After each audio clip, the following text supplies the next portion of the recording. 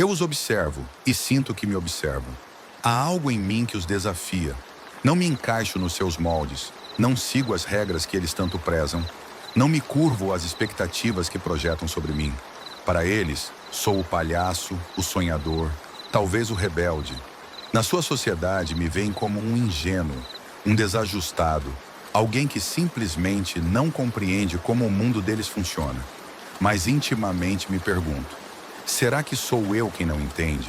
Ou são eles que se recusam a ver? Lembro-me de histórias antigas, de tempos em que, numa corte suntuosa, apenas uma figura podia zombar do poder estabelecido sem temer pela própria vida. O bobo. Ali no coração do reino, eu, ou alguém como eu, ria da nobreza, expunha a hipocrisia velada, sussurrava verdades que ninguém mais ousava pronunciar em voz alta. E o rei, o poderoso rei, por que ele tolerava tal audácia? Porque por baixo da máscara da tolice residia a mais afiada das armas. A verdade, habilmente disfarçada de loucura. E esse arquétipo, essa essência, ela nunca realmente desapareceu. Sinto-a pulsar nos mitos, nos contos que atravessam gerações, nas narrativas tecidas em romances e até mesmo nas luzes bruxuleantes das telas modernas. Pense naquele que abraça o caos com um sorriso pintado, naquele cavaleiro errante que persegue sonhos impossíveis, ou naquela alma de pureza tão cristalina que o mundo a julga simplória. Todos eles, cada um à sua maneira, são como eu. Cada um revela uma fresta da realidade que os autoproclamados sábios preferem, diligentemente, ignorar. Afinal, o que é mais insano? Questionar as regras que nos impõem ou segui-las cegamente, sem um único pensamento crítico? Rir do mundo em sua face ou viver uma vida tão terrivelmente séria, a ponto de esquecer a melodia do riso? Eu não sou apenas aquele que parece insensato aos seus olhos. Sou talvez aquele que ousa enxergar o mundo por uma outra lente, uma perspectiva que eles não alcançam. E talvez seja exatamente isso, essa visão singular, que tanto os assusta. Um filósofo de eras passadas escreveu um elogio da loucura, e sua mensagem, atravessando séculos, ressoa em mim até hoje. Ele deu voz a essa suposta loucura, permitindo que ela mesma se defendesse, expondo uma verdade que causa desconforto. A loucura nem sempre é um desvio da razão. Muitas vezes, ela é a chave mestra para ver além das ilusões que governam o mundo. Reflita comigo. Quem são aqueles que desafiam os dogmas inquestionáveis, que rompem com o confortável senso comum, que enxergam aquilo que a maioria ignora? Frequentemente, são rotulados de loucos. Mas, e se forem apenas mais lúcidos que o restante da sociedade? A história está repleta de visionários que foram ridicularizados antes de serem aclamados como gênios. Um foi considerado lunático antes de provar que a Terra se movia, outro, um insano antes de suas cores explodirem em telas imortais. Um terceiro, declarado louco antes que suas ideias transformassem o pensamento moderno. O que todos eles tinham em comum? A teimosa recusa em aceitar o mundo como ele lhes era apresentado. Nesse elogio da loucura, sugere-se que o verdadeiro tolo não é aquele que se desvia das convenções, mas sim aquele que se submete a elas sem um lampejo de questionamento. O homem que segue o sistema sem refletir, que aceita crenças sem investigá-las, que ri do tolo enquanto ele próprio vive imerso numa ilusão cuidadosamente construída. E o mais interessante é o medo que a sociedade nutre por esses loucos esclarecidos. Por quê? Porque nós revelamos aquilo que os outros preferem não enxergar. Num mundo onde todos usam máscaras, aquele que ousa se despir delas parece perigoso. A hipocrisia coletiva se mantém porque todos concordam em participar do mesmo jogo. Mas eu, o tolo, eu rio das regras. Eu exponho a farsa. Eu ameaço a ordem estabelecida, não porque busco o caos, mas porque me recuso a aceitar mentiras convenientes. E aqui reside a ironia.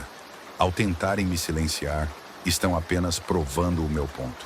Porque no fim, o que os assusta não é a minha loucura, mas a cegueira deles. Diferente do intelectual que busca segurança em certezas fabricadas, eu abraço o absurdo. Não preciso de provas ou de lógica impecável para perceber o que está errado.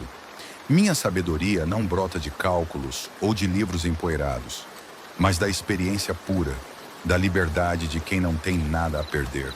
Não temo ser ridicularizado, e é exatamente por isso que consigo ver verdades que ninguém mais ousa enxergar. Os sábios da antiguidade sabiam disso. Um mestre misterioso do Oriente falava sobre a importância de ser como a água, flexível, sem se prender às rigidezes do mundo. Eu vivo isso na prática. Não luto contra as marés, eu fluo com elas.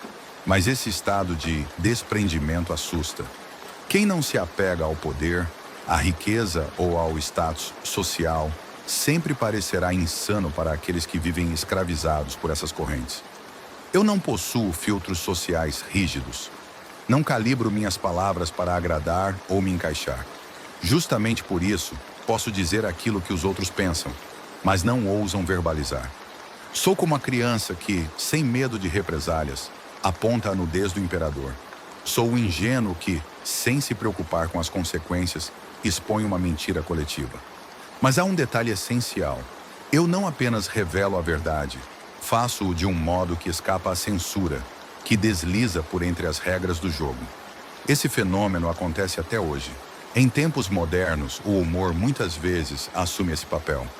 O comediante, que parece apenas fazer graça na realidade, está cutucando feridas sociais, revelando verdades incômodas sob a proteção do riso. Contudo, existe uma diferença fundamental entre o tolo verdadeiro e aqueles que apenas fingem sê-lo. Eu, o verdadeiro tolo, não tenho intenção de manipular. Minha busca pela verdade não é estratégica, nem movida por interesses ocultos. Não estou tentando parecer inteligente, e é exatamente por isso que minha voz soa mais autêntica. Um pensador disse que precisamos dançar com a verdade, não tratá-la com rigidez absoluta. Eu sou o mestre dessa dança. Não me prendo a dogmas, não temo parecer ridículo, não me escondo atrás de máscaras de seriedade. Eu simplesmente vejo o que é e digo. E por isso, muitas vezes, eu não só revelo a verdade, mas a torno impossível de ignorar. Lembro-me de uma lenda, a busca por um cálice sagrado, símbolo de iluminação e cura. O herói dessa jornada, improvável, começa como um tolo ingênuo, sem entendimento do que realmente busca, desarmado da sabedoria adquirida ou da experiência do mundo. Uma figura quase desprezada, um louco em meio a cavaleiros nobres. Mas é exatamente essa pureza, essa falta de malícia, que o torna único. Ele não carrega o peso da corrupção que assola aqueles que se acham sábios ou que buscam o Graal com intenções egoístas. Ao contrário, é guiado pela sinceridade de suas ações e pela profundidade de seu coração. Sua ignorância, longe de ser um obstáculo, torna-se sua maior virtude. Ele é genuíno, e essa genuinidade o faz digno da maior das recompensas. Essa jornada me faz questionar. Num mundo saturado de saberes superficiais, o verdadeiro conhecimento não reside nas artimanhas do intelecto, mas na coragem de ser autêntico. O louco que busca, sem a expectativa de poder, riqueza ou reconhecimento, mas com uma busca verdadeira, sem adornos, sem máscaras. É o inocente que, ao ser subestimado, acaba se tornando o único capaz de encontrar o tesouro. Que irônico, não? Num mundo onde todos os outros buscam com o fardo da ambição, é o aparentemente tolo que realmente encontra. Isso me ensina que numa sociedade que idolatra a esperteza e o cálculo, o verdadeiro poder pode estar na humildade, na autenticidade. A coragem de ser vulnerável, de assumir a própria ignorância e caminhar em direção ao desconhecido, pode ser o que nos torna realmente fortes. Assim, esse herói não o é apenas porque encontra o cálice, mas porque, ao longo de sua jornada, recusa-se a se corromper. Ele mantém sua essência intacta. Quantas vezes me sinto pressionado a agir com esperteza, a aprender os atalhos do mundo, e no final, percebo que perdi minha capacidade de ser autêntico. E como ele, quantos de nós estamos à procura do nosso próprio Graal, tentando entender que talvez a chave não esteja no que sabemos, mas na nossa disposição de ser verdadeiros, mesmo quando isso parece tolice. Assim, ao final, O louco se torna o maior herói, pois encontrou a verdade não pela inteligência mundana, mas pela coragem de manter sua alma pura. Visão.